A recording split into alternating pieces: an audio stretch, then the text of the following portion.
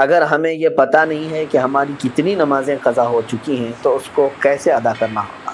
مثلا میری بے عمر شک 24 سبحان سال ہے، اللہ۔ آپ کو پتہ ہونا چاہیے کہ آپ کتنے چھوڑے ہیں اور کتنے پڑھے ہیں، کیونکہ ظاہر سی بات ہے عقل والے ہیں آپ کی عمر آج 24 سال، جیسے صاحب آپ کہہ رہے ہیں 24 سال آپ کی عمر ہے اور آپ کو معلوم نہیں ہے کہ کتنی چھوٹی ہے، لیکن آپ کو شریعت نے ایک طریقہ یہ دیا ہے، اندازہ کرو، ہو سکتا ہے تم پر نمازیں فرض کس عمر سے ہوئی، مثال کے طور پر 12 سال سے، سب پر ہوتی نہیں ہے، جب بالغ ہوا اس وقت سے نمازیں فرض ہوئی۔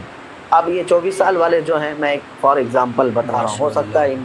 ان 14 سال میں بالغ ہوئے، نماز فرض ہوئی 14 سال کی عمر سے، 14 سال سے لے کر 24 سال ان کی عمر ہے آج، تو کتنے سال ہوئے؟ 10 سال۔ اتنا تو آپ کو خود معلوم ہوگا کہ ان 10 سالوں میں نے کتنے سالوں کی سب ملاؤں گا اگر تو کتنے سال کی نماز بنے گی، ہو سکتا ہے آدھا کر لو، اور اس میں بھی ساری نمازیں ایک طرح کی نہیں ہیں، کچھ لوگوں کی اکثر نمازیں اگر چھوٹی ہوں گی تو فجر چھوٹی ہوگی، عشاء چھوٹی ہوگی، اور اکثر پڑھی ہوں گی تو مغرب یا عصر یا ظہر یہ پڑھی ہوئی ہوں گی، تو آپ کو ایک اندازہ کرنا ہوگا غالب گمان 10 سال میرے اوپر نماز بے فرض شک ہو کر کے سبحان اتنا اللہ۔ عرصہ ہو گیا ہے، میں نے مغرب کی نماز اس میں سے 8 سال تو پکا پڑھا ہی ہوں، شاید ہو سکتا ہے سب ملا کر کے جو چھوٹی ہوں گی میری وہ 2 سال کی ہوں گی۔ عصر کی نماز اور ظہر کی نماز میرے خیال سے میں نے 6 سال تو پڑھائی ہوں، یعنی پوری ملاؤں گا پوری نمازیں تو وہ 6 سال کی بن سکتی ہیں، 4 سال کی اگر سب چھوٹی ہوئی جمع کروں گا تو 4 سال کی بن سکتی ہیں۔ تو ہوا یہ کہ مغرب کی چھوٹی ہوئی کتنی ہوئی؟ 2 سال، ظہر عصر کی چھوٹی ہوئی 4 سال کی ہوگئی، ماشاء 6 اللہ۔ سال پڑھا ہوگا اور 4 سال چھوٹی ہوگی۔ اب آتا ہے عشاء کا نمبر اور فجر کا نمبر، تو آپ یہ سوچ لو کہ یہ 10 سالوں کے اندر ہو سکتا ہے 1 سال پوری نمازیں ملا کر کے میں نے فجر پڑھی ہوئی، 9 سال تو میری فجر باقی ہو، اور عشاء کو آدھا کر لو، تو ہر نماز کو آپ کو ایک غالب گمان بنانا پڑے گا۔ اچھا ہے کہ آپ نے 24 سال کی عمر میں سوال کیا، اب 60 سال کی عمر میں مجھ سے سوال ہوتا تو میں اسی انداز سے بتاتا۔ تو اب آپ کو اسی طرح کے نمازیں پڑھنا ہے۔ اب مثال کے طور پر فجر کی آپ نے اندازہ کر لیا 10 سال کے عرصے میں میری کل نمازیں جو بے شک چھوٹی ہیں سبحان وہ اللہ۔ 9 سال کی چھوٹی ہوں گی، میں نے شاید 1 سال کی پڑھی، یا آپ کے اوپر ہے، میں اگزامپل بتا رہا ہوں۔ تو اب آؤ اس کی شروعات کرنے کے لیے قضا نمازوں سے۔ اب فجر کو پہلے کمپلیٹ کرنا چاہیں اس کو کر سکتے ہیں، ایک ایک نماز کو بھی پکڑ کر کے کرنا چاہیں تو کر سکتے ہیں۔ اب میں نے صبح شام کنٹینیو فجر کی قضا شروع کر دی، دن میں 50 رکعتیں پڑھ لی، 50 رکعتوں کا مطلب ہوا 25 دن کی فجر کی نماز قضا ہو گئی۔ اب اس میں شریعت نے آسانی بھی تمہیں دی، قضا نماز ہے، صرف اور صرف فرض نمازوں ماشاء کی قضا اللہ۔ ہوگی، کسی بھی سنت اور نفل کی قضا نہیں۔ فجر کی 2 رکعت قضا، ظہر کی 4 رکعت قضا، عصر کی 4 رکعت قضا، مغرب کی 3 قضا، عشاء کی 4 فرض اور 3 وتر کی قضا، کل ملا کر کے کتنی ہوتی؟ 20 رکعت، 20 رکعتیں دن کی ہوتی ہیں۔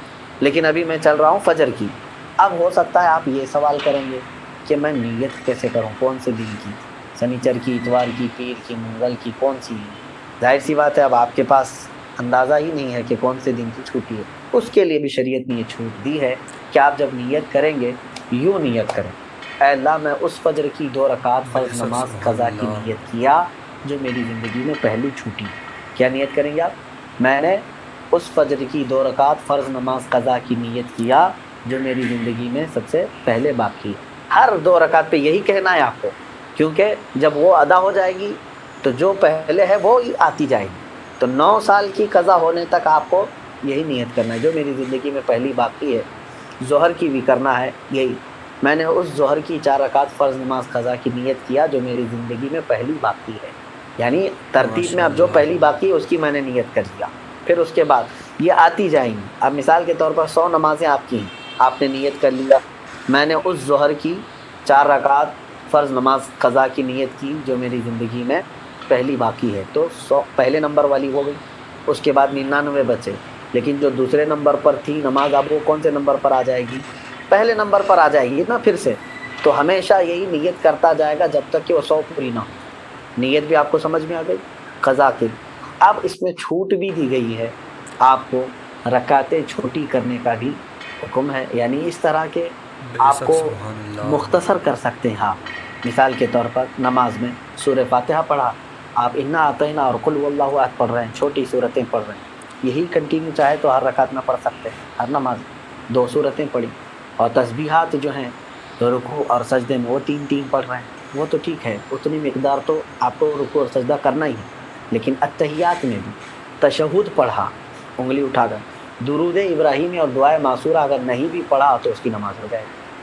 تو یہاں اور شارٹ کر دیا گیا، قضا کرنے ماشاء والے کے لیے یہ اللہ، سہولت بھی ہے، وہ چاہے تو اپنی جلدی سے جلدی یہ پوری قضا مکمل کر سکتا ہے۔ جوانوں، آپ سب سے میری گزارش ہے، بڑھاپے میں انتظار مت کرنا، کسی بوڑھے کو میں نے قضا کرتے ہوئے نہیں دیکھا کہ پوری زندگی کی وہ قضا کر کے گیا ہو، بہت کم۔ بڑھاپے میں اصل نمازیں پڑھنے میں ہی گھٹنوں میں تکلیف، کمر میں تکلیف ہو جاتی ہے، دیکھتے نہیں آپ آج مسجدوں میں اچھوں سے زیادہ کرسیوں کی نمازیں زیادہ ہو گئی، کیوں؟ اس وقت ان کو اپنی فرض نمازیں ہی دشوار ہو گئی ہیں، کہاں قضا کریں گے۔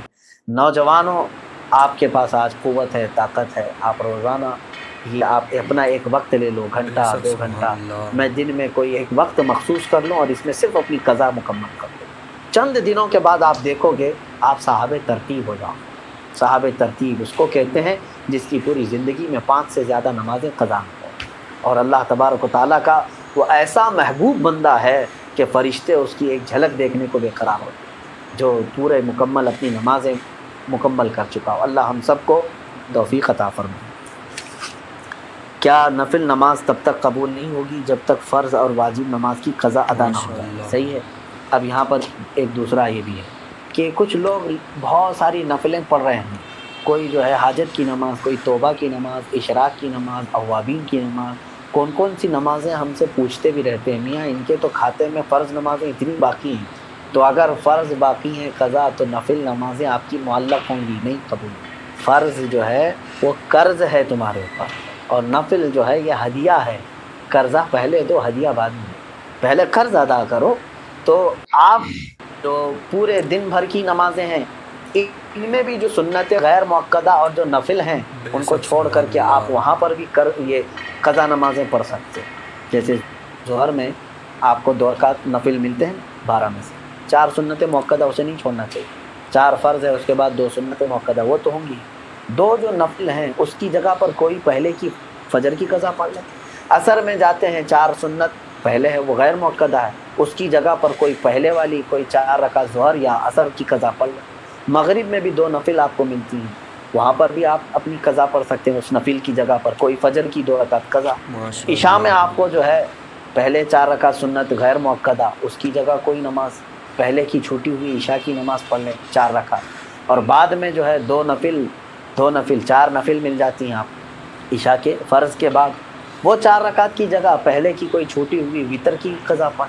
تو اس طرح سے آپ کی ادا نمازوں کے برابر ہی جو ہے نا پہلے کی قضا بھی برابر ہوتی چلی جائے، تو نفل اور غیر مؤکدہ کی جگہ پر یہ۔ عزیزان گرامی وقار، سابقون الاولون جن لوگوں کو کہا جاتا ہے یہ وہ مومنین ہیں جو سب سے پہلے اسلام میں آئے اور اسلام کی جڑوں کو اتنی بے شک، مضبوط سبحان کیے اللہ، کہ آج تک اس کی ہریالی ہمیں نظر آتی ہے۔ ان کی فضیلت میں بھی اللہ تعالیٰ نے قرآن کی کئی آیتیں بیان فرمائی، والسابقون الاولون من المہاجرین والانصار، جو مہاجرین اور انصار صحابہ میں سب سے پہلے ایمان لانے والے لوگ تھے، اللہ تعالیٰ ان سے راضی ہو چکا ہے، ان کے لیے جنتیں ہیں جن کے نیچے نہریں بہہ رہی ہیں۔ آخر ان لوگوں کی کون سی ایسی چیز تھی جس کی بنیاد پر اللہ تبارک و تعالیٰ نے ان کی رضا کا اعلان، ان سے راضی ہونے کا اعلان فرمایا، ماشاء اور اللہ، مزید یہ کہ آج تک ان کی قربانیاں قوم مسلم میں یاد رکھی جاتی ہیں۔ سب سے بڑی بات یہ ہے میرے عزیز، وہ اگرچہ نہتے تھے مگر مصطفیٰ کریم صلی اللہ تعالیٰ علیہ وسلم کی ایک ایک بات پر اپنی جان پیش کرنے کے لیے ہمہ وقت حاضر رہتے تھے۔ انہوں نے دین کی اصل کو سمجھا تھا کہ دین حقیقت میں میرے نبی کونین صلی اللہ تعالیٰ علیہ وسلم کی تمام مکمل باتوں پر عمل کرنے کا ہی نام ہے، نہ کہ اپنی عقل دوڑانے کا نام۔ مولا کائنات علی مرتضیٰ رضی اللہ تعالیٰ عنہ فرماتے ہیں، رسول بے پاک صلی شک، اللہ سبحان تعالیٰ علیہ اللہ، وسلم نے یہ فرمایا، میں آپ کو ایک مسئلہ بتاتا ہوں، موزوں پر مسح کرنے کا۔ موزے کا مطلب ساکس جو پہنتے ہیں، یہ جو دھاگے کے ہم ساکس پہنتے ہیں پہلے چمڑے کے ساکس ہوتے تھے، اس کے لیے شریعت نے یہ چھوٹ دی ہے کہ اگر جیسے آپ نے فجر کی نماز کے وقت وضو کر کے ساکس پہن لیے تو آپ کو اختیار ہے کہ آپ پورے دن تک یعنی کل کی فجر تک وہ ساکس اگر نہیں نکالتے ہیں تو وضو کرنے کے بعد آپ کو پیر دھونے کی ضرورت نہیں، خالی اوپر سے صرف مسح کر لیں گے تو کافی ہو جائے گا۔ اس کو مسح علی الخفین کہتے ہیں، یہ مسئلہ ہے آج بھی ہے۔ اور مسافر کے لیے 3 دن تک کی اجازت ہے، جب تک وہ نہیں کھولے گا پیر دھونے کی ضرورت نہیں، چاہے وضو ٹوٹ جائے، پیشاب کے لیے گیا، استنجا کے لیے گیا، پھر وہ اپنا پورا وضو کرے گا، پیر نہیں دھوئے گا، اوپر سے صرف مسح کرے گا۔ اس کو کہتے ہیں مسح علی الخفین۔ مسح کرنے کا طریقہ کیا ہے؟ اوپر سے اس طرح سے، جیسے اوپر کی انگلیوں کے اوپر سے لے کر کے پنڈلیوں تک، اس طرح تینوں انگلیوں سے اوپر تک کھینچنا۔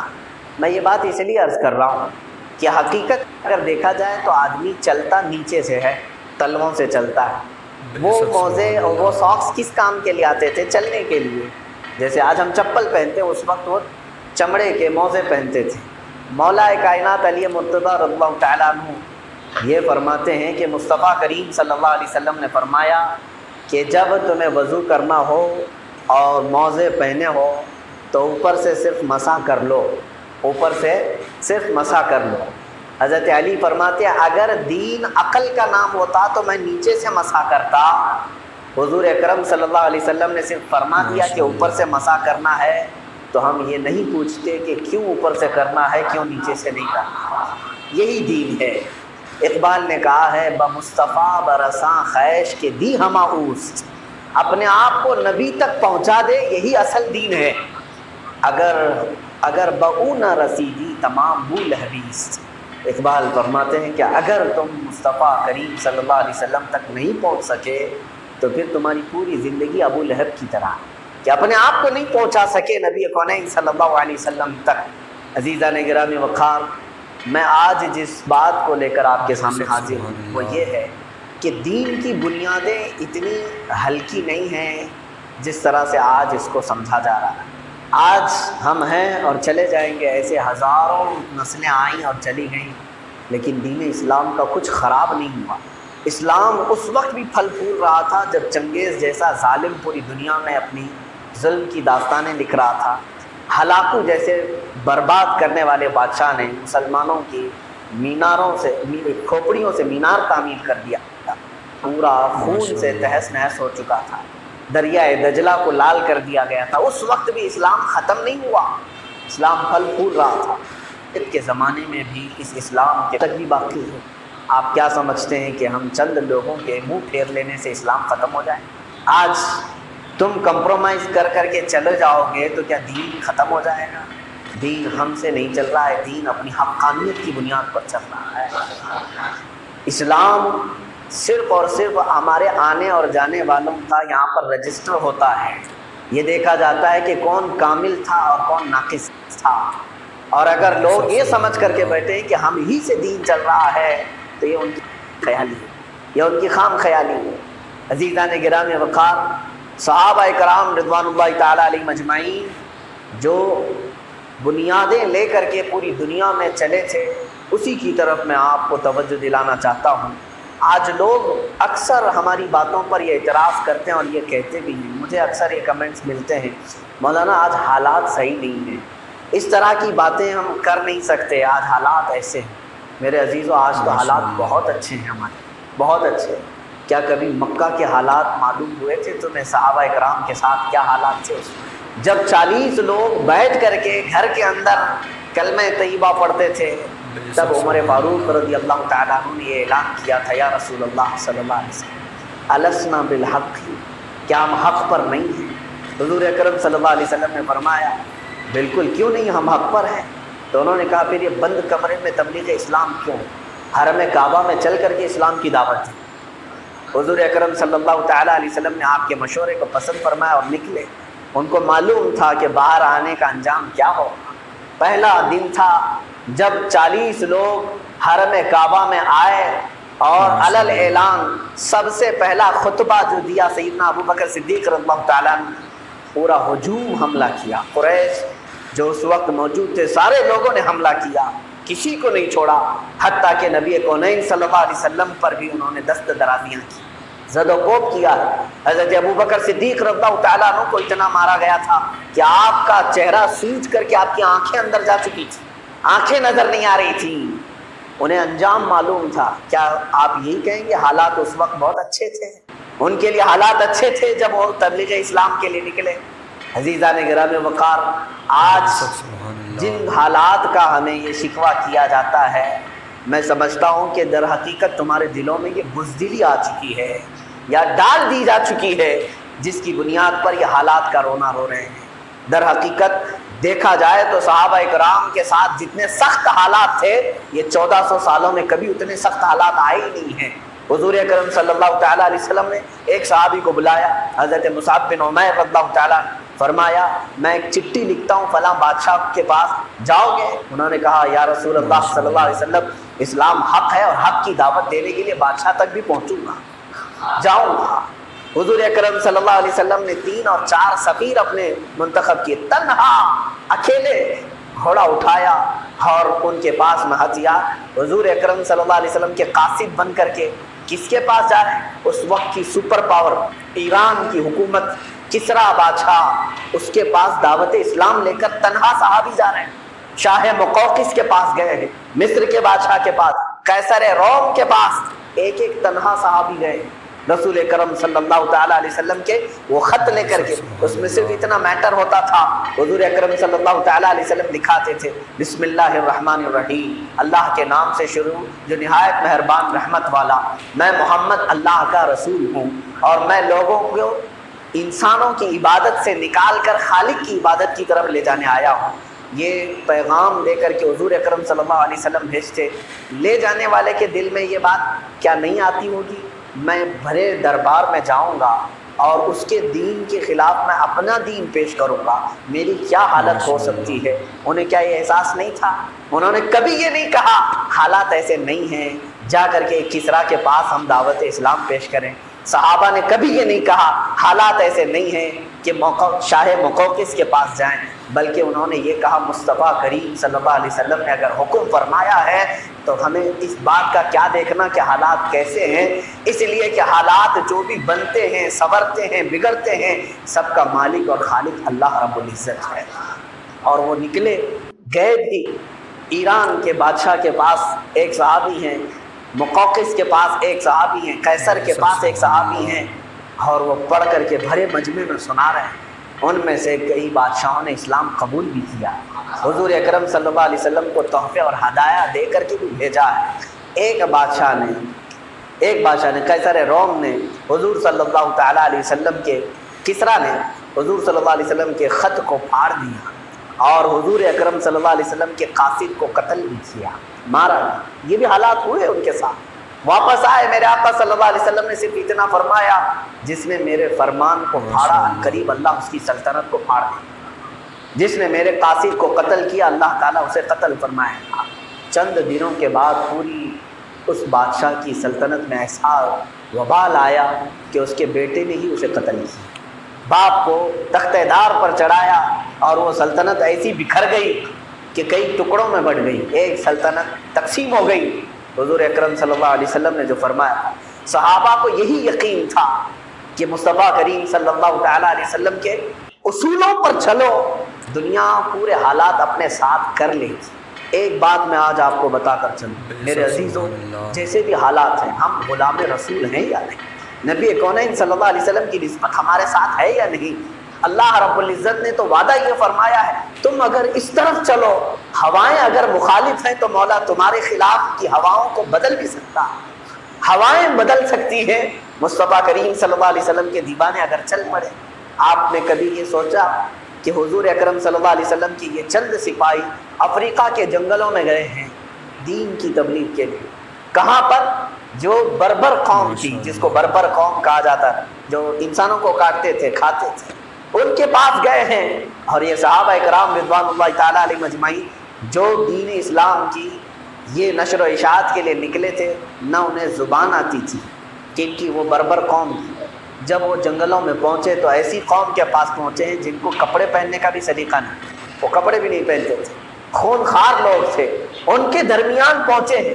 انہوں نے کبھی یہ نہیں کہا حالات ایسے نہیں ہیں یہاں اسلام لانے کے مطابق۔ کبھی وہ صحابہ نے شکایت نہیں کی کہ جنگل میں یہ خون خوار لوگوں کے پاس ہم دین اسلام کیسے لے کر کے آئیں۔ حالات اس طرح کے نہیں. تم حالات کرتے ہوئے بیٹھو. کیا آپ کے لیے پوری بادشاہت سجا دی جائے تب آپ اسلام کی بات کریں؟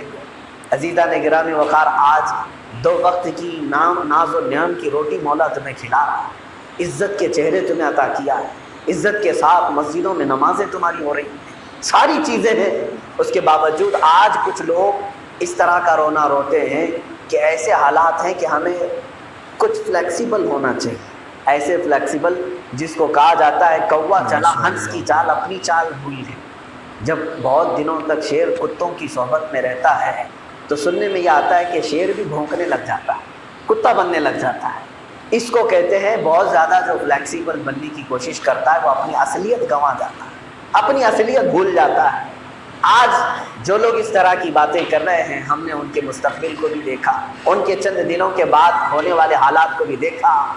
جو دین کو ہلکا سمجھ کر کے سارے چلتا والی باتیں کرنے لگے، چند دنوں کے بعد ان کی پیشانیوں پر ٹیکے بھی لگے، چند دنوں کے بعد ان کے گھروں میں پوجا پاٹ بھی ہونے لگی، چند دنوں کے بعد ہم نے دیکھا ہے کہ ان کے گھروں میں کامن نام بھی آنے لگے.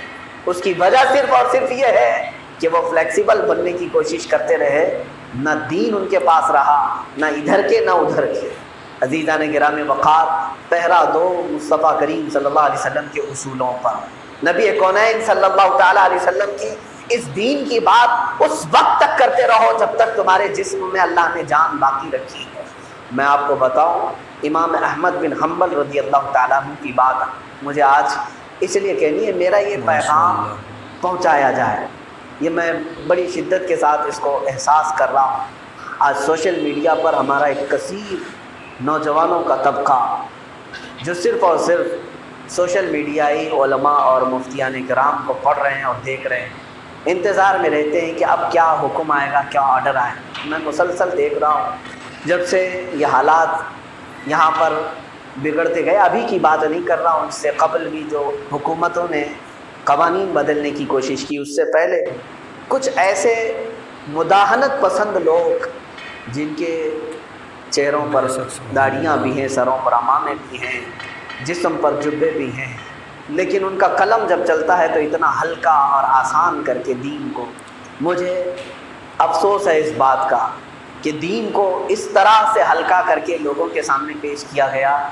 اب لوگ اسی بات کے انتظار میں رہتے ہیں کہ ہر چیز کا یہاں پر بدل موجود ہے. مسجد نہیں تو گھر اس کا بدل ہے، عید نہیں تو اس کا بدل نفل ہے، روزہ نہیں تو اس کا بدل صدقہ و خیرات ہے. ہر چیز کا بدل علماء سے ڈھونڈنے کے متلاشی ہیں آج نوجوان، اور کچھ علماء نے یہ کام کیا بھی ہے سوشل میڈیا. آپ ایسا نہ کرو، جائز ہے، یہ بھی کر سکتے. آپ ایسا نہ کرو، یہ بھی جائز ہے. عزیزان گرامی وقار، اب دیکھو کہ بقرعید آنے والی ہے. میں انتظار میں تھا کہ کوئی ایسا ہی صلح کلی، کوئی ایسا ہوگا جو سب کو صحیح کہنے والا عنقریب فتویٰ دے گا کہ آپ جانوروں کی قربانی نہ کر کے خیرات بھی کر دو، چلے گا، جائز ہو جائے. اس طرح کی باتیں میں سوچ ہی رہا تھا، اور کل مجھے وہ فتویٰ مل بھی گیا. سوشل میڈیا پر کسی نے یہ بات بھی ڈال دی کہ اگر آپ یہاں ایسے ایسے حالات ہیں تو آپ وہ رقم غریبوں میں تقسیم کر دیں. میں ان سے کہتا ہوں کہ غریبوں کو تقسیم کرنے کی بات اور فکر صرف قربانی میں کیوں؟ آپ اپنے گھروں میں بڑی بڑی جو شادیاں کرتے ہیں اسے کم کرو، غریبوں میں تقسیم کرو. بہت بڑے بڑے جو گھر بناتے ہیں چھوٹا بنا لو اور غریبوں کے بھی بنا لو. وہاں یاد نہیں آتی بات. جب اسلامی اصولوں کی بات آتی ہے تو غربا اور مساکین کی بات کرو. یقیناً غریبوں اور مسکینوں کی آپ مدد کرو، لیکن قربانی اسلام کا ایک فریضہ ہے. یہ شعار ہے اسلام کا، اسلام کا شعار ہے. میں نے اس سے قبل بھی آپ سے کہا تھا کہ ان چیزوں پر کمپرومائز کیا جا سکتا ہے. مثال کے طور پر میرا گھر یہاں پر ہے، آپ کا گھر یہاں پر ہے، دروازہ میرا سامنے ہے، آپ کا بھی سامنے ہے، کھڑکی میں نے سامنے لگائی، آپ نے بھی سامنے لگائی. ہم دونوں آپس میں اگر کچھ کمپرومائز کرنا چاہتے ہیں تو یہ ہو سکتا ہے کہ میاں تم کھڑکی اپنی ادھر لگا لو، دروازہ ادھر کر لو. میں نے کہا ٹھیک ہے، آپ پردہ ادھر کر لو، کھڑکی ادھر کر لو. یہ ہوتی ہے کمپرومائز کی بات. اس میں کچھ ہمارا جا نہیں رہا ہے، لیکن سامنے والا مجھ سے کہہ رہا ہے تو اپنا پایا اکھاڑ لے، پایا اکھاڑ لے اور ادھر رکھ لے، تو کیا اس کو کمپرومائز کہتے ہیں؟ عزیزان گرامی وقار، یہ اس طرح سے اگر کوئی جڑیں نکالنے کی بات کرے تو تو یہاں فلیکسیبل ہونے کی بات نہیں ہے، بلکہ وہ مجھے تباہ و برباد کرنے کی بات کر رہا ہے۔ اسی طرح دین کے کچھ اصول ہیں، ان میں کمپرومائز نہیں ہوتا۔ دین کے اصولوں میں ہمیشہ صحابہ اکرام رضوان اللہ تعالیٰ علیہم اجمعین سے لے کر آج تک وہ لوگ اپنی جان قربان کر چکے، لیکن اسلام کی کسی چیز کو انہوں نے کمپرومائز نہیں کیا۔ اگر ایسا ہی کرنا ہوتا، حالات کے پیش نظر آسانی لانا ہوتا، تو سب سے بڑی آسانی لانے کے لیے امام حسین کربلا میں نہیں جانا۔ ان کے پاس تو حالات ایسے سخت تھے، ظالم بادشاہ بیٹھ چکا تھا تخت پر، ان کے بچوں کی جان کے لالے پڑ چکے تھے، اپنا ایک گھر لے کر کے وہ امام کربلا کے میدان میں چلے آئے۔ عزیزان گرامی وقار، کربلا کی داستانوں کو سننے والے اور سنانے والے قطعاً ایسی بات نہ کریں کہ دین میں ایسے اگر حالات آ جائیں تو ہمیں اس طرح کی مصلحت کا دروازہ کھول دینا چاہیے، پھر کل قیامت کے دن امام حسین کو تمہیں جواب دینا پڑے گا۔ سرکار سید الشہداء امام حسین اعظم رضی اللہ تعالیٰ عنہ اپنے گھر کے 72 نفوس قدسیہ کو اللہ کی راہ میں پیش کر دیا، اس کے باوجود دین کی کسی اصل اور بنیاد پر ذرا برابر بھی آنچ آنے نہیں دیا۔ آج تک تاریخ ان کو دہرا رہی ہے، اور آج تمہارے پاس اگر کوئی درندہ صرف آنکھ دکھائے تو تم اپنے اسلامی شعار کو بدل کر کے اس کی بجائے کوئی دوسرا کام لانے کی کوشش کرو گے تو یاد رکھو تمہارا بھی نام اکبر بادشاہ کے ساتھ لکھا جائے گا، جس نے 1000 سال کے بعد دین اسلام کو بدل کر کے دین الہی لانے کی کوشش کی تھی، اور یہ کہا تھا اب یہ دین پرانا ہو چکا ہے، مسجدوں میں منبر پر اب پوجا بھی ہوگی، اذانوں کی جگہ سیپ بجائی جائے گی، ساری چیزیں مکس کر کے رکھ چکا تھا۔